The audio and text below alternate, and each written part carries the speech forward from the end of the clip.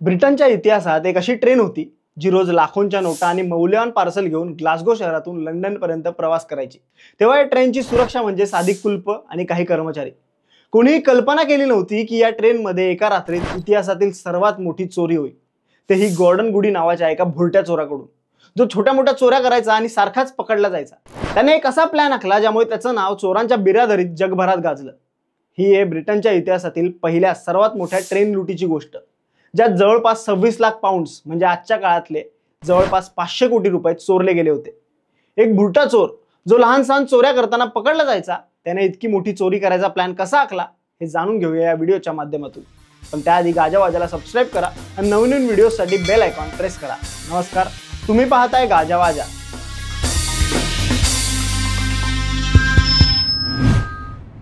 1963 सालच्या ऑगस्ट महिन्यात ब्रिटनमध्ये एक सामान्य वाटणारी रात्र होती। 7 ऑगस्टला संध्याकाळी ग्लासगो सेंट्रल स्टेशनवरून एक रॉयल मेल ट्रेन निघाली, ती लंडनच्या स्टेशनला पहाटे पोहोचणार होती। या ट्रेनमध्ये 72 कर्मचारी होते आणि एका खास डब्यात 128 बॅग्स भरलेल्या होत्या, ज्यात नोटा आणि इतर मौल्यवान सामान होतं। या बॅग्समध्ये एकूण आजच्या काळातले 500 कोटी होते।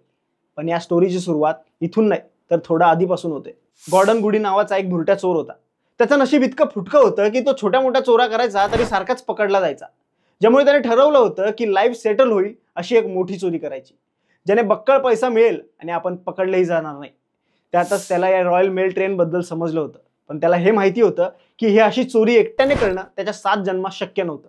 मग त्याने एक टीम बनवली। यासाठी त्याने त्याच्या 2 मित्रांची मदत घेतली, बुस्टर एडवर्ड्स आणि ब्रूस रेनॉल्ड्स। या तिघांनी मिळून एक मास्टर प्लॅन बनवला, पण या तिघांनी कधीच ट्रेन लुटली नव्हती। मग त्यांनी ब्रिटनमधल्या अनेक छोट्या चोरांपासून ते एक्सपिरियन्स गुन्हेगारांपर्यंत या चोरीसाठी सर्वांना एकत्र आणलं। पण या टोळीत सर्वात महत्त्वाचे लोक होते एक रिटायर्ड ट्रेन ड्रायव्हर, ज्याने ट्रेन कशी चालवायची हे शिकवलं।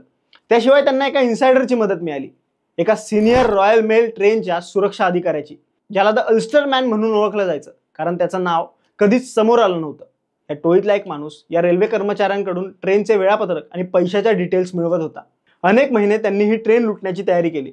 मग आला तो दिवस, म्हणजे 7 ऑगस्टला संध्याकाळी 7 वाजता रॉयल मेल ट्रेन ग्लासगोहून लंडनला निघाली। या चोरांचा प्लॅन असा होता की या ट्रेनच्या प्रवासात एक महत्त्वाचा सिग्नल होता, जो ते बदलणार होते। त्यांनी त्या सिग्नल जवळच्या आसपास असलेल्या फोन लाईन्स कापल्या आणि ग्रीन सिग्नलवर कागद चिकटवून बॅटरीच्या सहाय्याने ग्रीन सिग्नलला रेड केलं।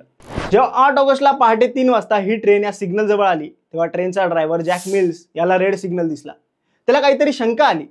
त्याने ट्रेन थांबवली। त्याचा साथीदार डेव्हिड विडबी हा खाली उतरून तपासायला गेला। अशात चोर तयारच होते। त्यांनी चोरीत कोणतंही शस्त्र वापरायचं नाही, त्या जागी लोखंडी रॉड वापरायचे असं ठरवलं होतं। तेव्हा टोळीचे 16 सदस्य ट्रेनवर चढले। त्यांनी डेव्हिड विडबीला पकडलं। त्यापैकी एकाने इंजिनमध्ये जाऊन ड्रायव्हरवर जॅकच्या डोक्यावर लोखंडी रॉडने वार केला, ज्यामुळे तो गंभीर जखमी झाला। ट्रेन थांबवल्यावर टोळीने इंजिन आणि पहिले 2 डबे वेगळे केले आणि त्यांना काही अंतरापर्यंत नेलं। तिथे त्यांनी 120 बॅग्स एका ट्रकमध्ये आणि 2 गाड्यांमध्ये भरल्या आणि अवघ्या 15-20 मिनिटात त्यांनी अंदाजे 500 कोटी रुपये लंपास केले। या बॅग्स घेऊन ते काही किलोमीटर लांब असलेल्या एका फार्म हाऊसवर गेले। आता चोरीसाठी सर्वांनी मेहनत समान केली होती, त्यामुळे प्रत्येकाच्या वाट्याला समान हिस्सा यायला हवा होता आणि या फार्म हाऊसवर त्यांनी बरोबरीने ते पैसे एकमेकांमध्ये समान वाटले। पण त्यांच्याकडून एक चूक झाली। चोरी करेपर्यंत त्यांनी एकही पुरावा मागे सोडला नव्हता, पण त्यांनी फार्म साफ न करता तसाच सोडला, ज्यात फिंगरप्रिंट्स, मोनोपोली गेम बोर्ड आणि इतर पुरावे मागे राहिले। पोलिसांना या चोरीची खबर मिळताच त्यांनी तपास सुरू केला। पुढे 13 ऑगस्टला एका शेतकऱ्याच्या टिपवरून पोलिसांनी त्या फार्म हाऊसवर छापा टाकला आणि तिथे त्यांना पुरावे मिळाले, ज्यामुळे चोर सापडले। पहिला अटक झाला तो माणूस ज्याने सिग्नल बदलला होता। त्यानंतर पकडला गेला या चोरीचा भुरटा चोर गॉर्डन गुडी आणि त्याचे 2 साथीदार।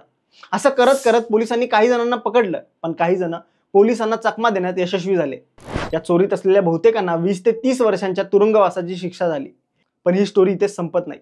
या लुटीतून चोरलेल्या पैशांपैकी फक्त काहीच पैसे परत मिळाले।